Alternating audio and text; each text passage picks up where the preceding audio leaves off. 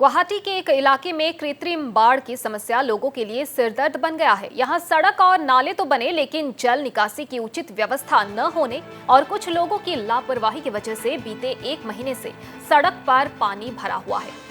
बात करें अगर गुवाहाटी के बीचों बीच हाथीगांव इलाके की, यहाँ हाथीगांव मुख्य सड़क से सीजूबारी मार्ग पर तकरीबन 100 मीटर सड़क पर बीते एक महीने से पानी भरा हुआ है। हालात ऐसे हैं कि रोजाना ही इस मार्ग पर ई रिक्शा या अन्य छोटे वाहन अब दुर्घटना का शिकार हो रहे हैं।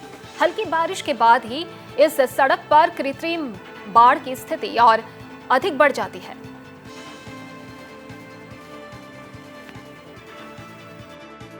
এইটো পানী আজি 6 মাহৰ পৰা চলি আছে। পানীৰ প্ৰব্লেমটো সবে ভুগি আছে।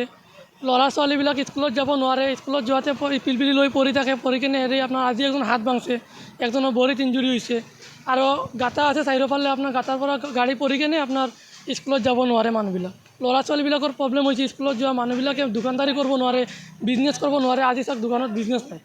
আজি 6 মাহৰ পৰা কেনেকৈ চলিব? আজি একজন মানুহৰ দোকানৰ ভাড়া কেনেকৈ দিব? একজন দোকানৰ চেলমেনৰ দৰমহা কেনেকৈ দিব কওক? এনেকৈ পানী থাকিলে কেনেকৈ হেৰি কৰিব, বিজনেছ কৰিব? মানুহবিলাকৰ পাম্প মেচিন লৈ আহে এনেকৈ পাম্প মেচিন আপোনাৰ লগাই 1 ঘণ্টা 1.5 ঘণ্টা পানী শুকাই দিয়ে, তাৰপিছত আকৌ পানী জমা হৈ যায়, আকৌ 1 ঘণ্টা 1.5 ঘণ্টা শুকাই দিয়ে। এনেকৈ কেনেকৈ হ'ব?